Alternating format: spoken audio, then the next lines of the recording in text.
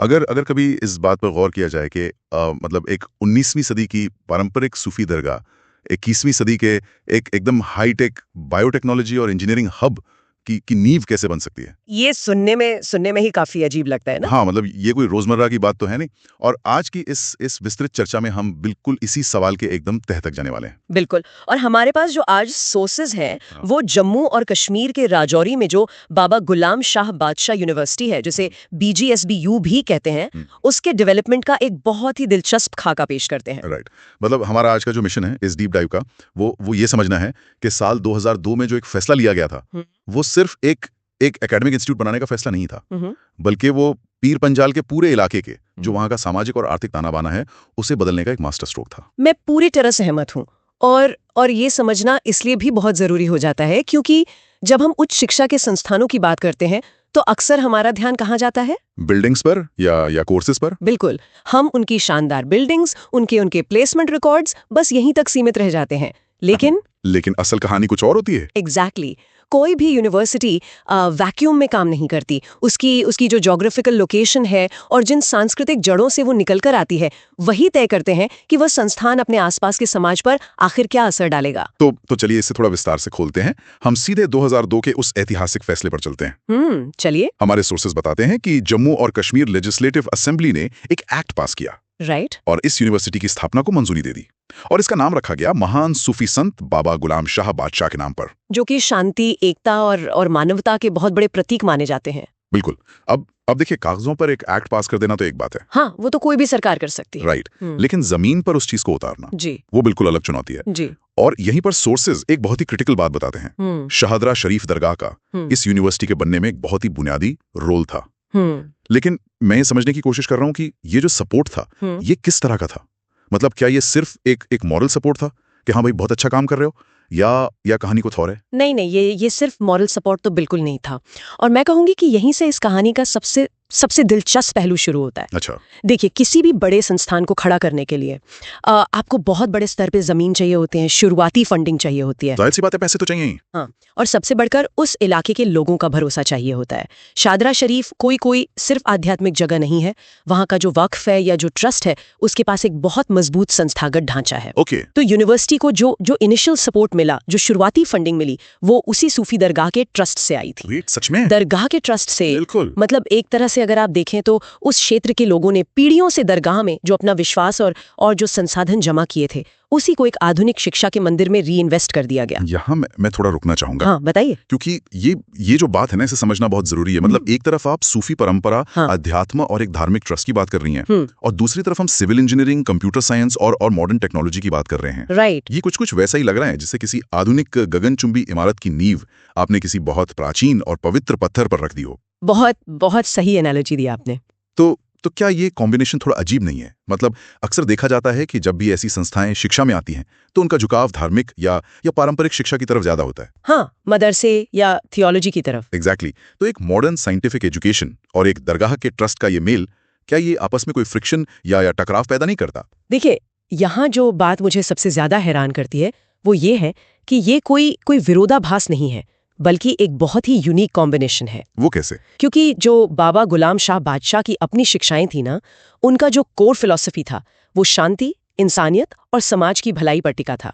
और दरगाह के प्रबंधन ने और सरकार ने दोनों ने मिलकर ये बहुत स्पष्ट रूप से समझा कि 21वीं सदी में समाज की भलाई का सबसे बड़ा टूल क्या है? Modern education. बिल्कुल, मॉडर्न एजुकेशन। इसीलिए उन्होंने कोई पारंपरिक मदरसा नहीं खोला। उन्होंने इंजीनियरिंग को चुना, साइंस को चुना।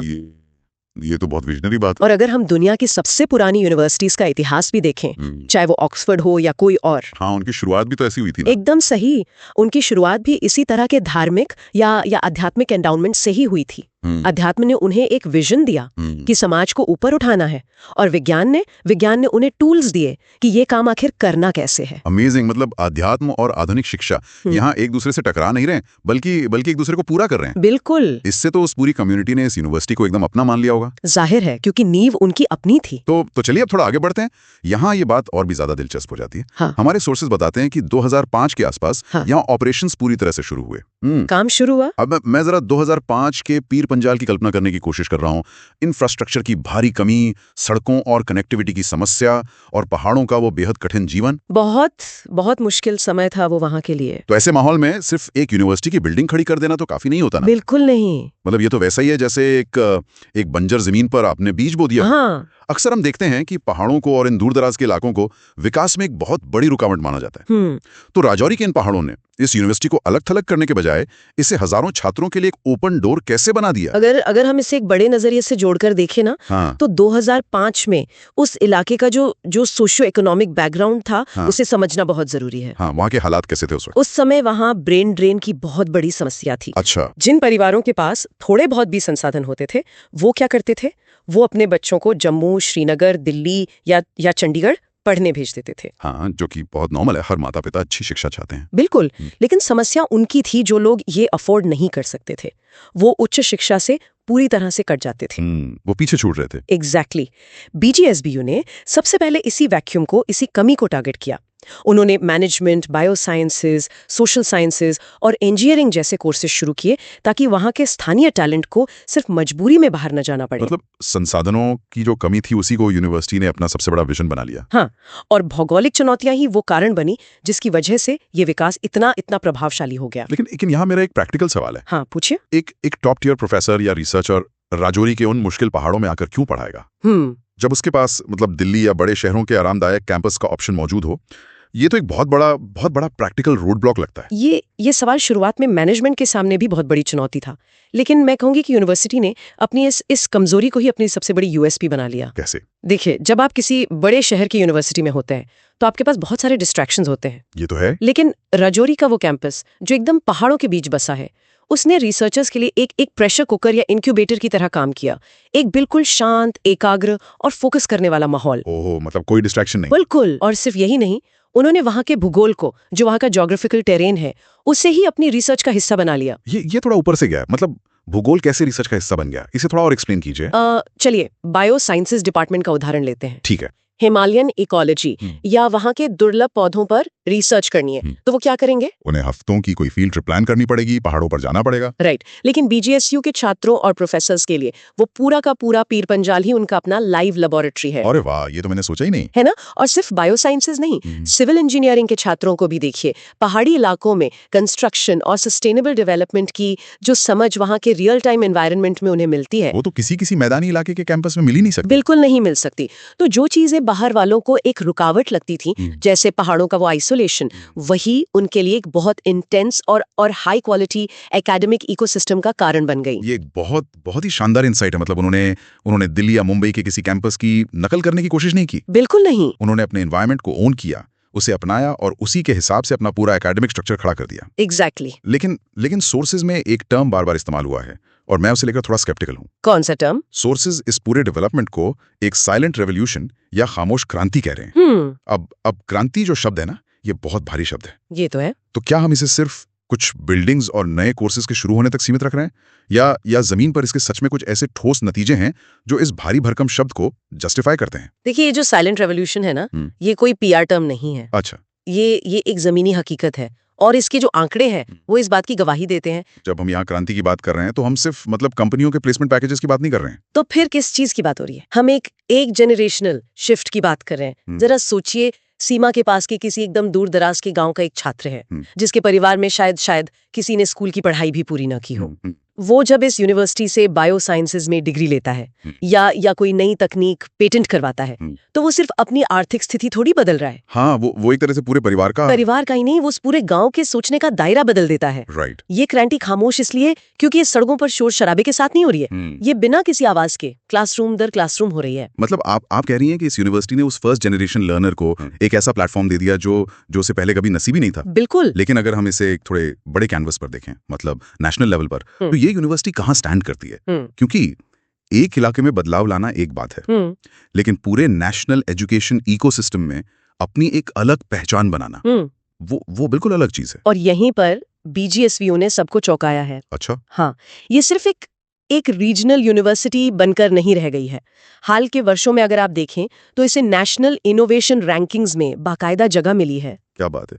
इसके जो रिसर्च पेपर्स हैं और इसका जो पूरा आउटपुट है ना, वो देश के स्थापित और बहुत पुराने संस्थानों को कड़ी टक्कर दे रहा है।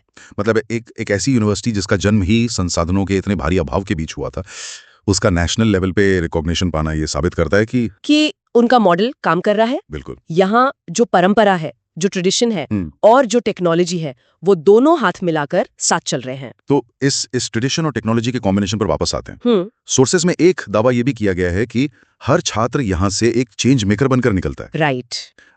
मैं यहाँ थोड़ा डेविल्स एडवोकेट बनना चाहूंगा। हाँ, बिल्कुल। जब कोई स्टूडेंट 4 साल तक कंप्यूटर साइंस या सिविल इंजीनियरिंग पढ़ता है, तो वो एक अच्छा प्रोफेशनल बनता है, एक अच्छा इंजीनियर बनता है, लेकिन उसे सीधा एक चेंज मेकर कहना, क्या ये थोड़ा अतिशयोक्ति या एग्जैजरेशन नहीं लगता? मैं समझ रही हूँ आप क्या कह रहे हैं। मतलब क्या उनके सिलेबस में वाकई कुछ ऐसा अलग है जो उन्हें बाकी इंजीनियर से एकदम अलग बनाता है? ये एक बहुत ही शार्प ऑब्जर्वेशन है आपका। हाँ। लेकिन देखिए, एक इंजीनियर और एक चेंज मेकर इंजीनियर में एक बहुत बुनियादी फर्क होता है। वो क्या? वो फर्क होता है कंटेक्स्ट और एम्पैथी का। हाँ। मतलब संवेदना का। अच्छा। जब आप किसी ऐसे संस्थान में पढ़ते हैं जिसकी नींव ही एक सूफी संत के शांति और मानवता के संदेश पर रखी गई हो, और जहाँ का पूरा जो माहौल है वो कम्युनिटी के उत्थान से जुड़ा हो, तो वो चीज आपके सोचने के तरीके में झलकने लगती है। राइट। मतलब वो सिर्फ थ्योरी नहीं रहती। एग्जैक्टली। ये सिर्फ सिलेबस की बात नहीं है, ये उस पूरे इकोसिस्टम का हिस्सा बन जाता है। यहाँ के छात्रों को ये सिखाया जाता है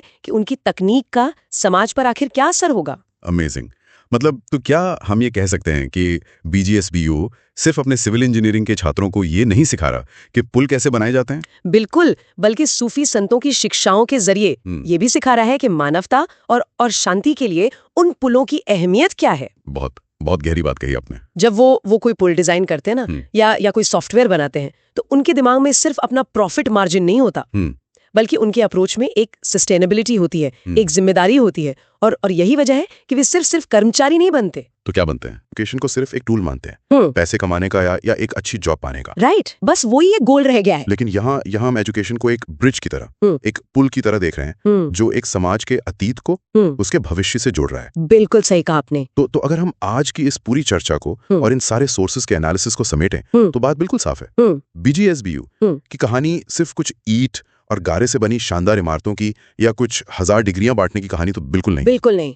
ये एक केस स्टडी है इस बात की कि कैसे संसाधनों के भारी अभाव को अवसरों में, अपॉर्चुनिटीज में बदला जा सकता है। ये दिखाता है कि अगर आपका विजन सही होना, तो देश के सबसे दुर्गम पहाड़ों में भी ज्ञान की रोशनी पहुंचाई जा सकती है। और सबसे बड़ी बात जो मुझे इस पूरी कहानी में लगी, ये सूफी संत बाबा गुलाम शाह बादशाह के शांति और मानवता के जो संदेश हैं, उन्हें मॉडर्न साइंस के साथ पिरोने की एक बहुत ही असाधारण कहानी है। बहुत खूब कहा। 2002 का वो जो फैसला था, वो सच में एक मास्टर स्ट्रोक था, जिसने पीर पंजाल में एक ऐसी खामोश लेकिन बेहद ताकतवर क्रांति ला दी है, जिसके नतीजे हम आज नेशनल इनोवेशन रैंकिंग्स में देख रहे हैं। बिल्कुल। और उन हजारों छात्रों के बदले हुए जीवन में देख रहे हैं। और ये मॉडल हम सबको ये सिखाता है कि जो चीजें हमें अक्सर बाधाएं लगती हैं ना, जैसे पहाड़ या दूरियां, हाँ, जैसे कि आइसोलेशन या सीमित संसाधन, उन्हें अगर सही तरीके से चैनल किया जाए तो वे बेहतरीन नतीजे दे सकती हैं। इसी बात से मुझे एक बहुत गहरा विचार आ रहा है, जो मैं चाहता हूं कि कोई भी जो इस डीप डाइव को सुन रहा है, वो खुद से जरूर पूछे।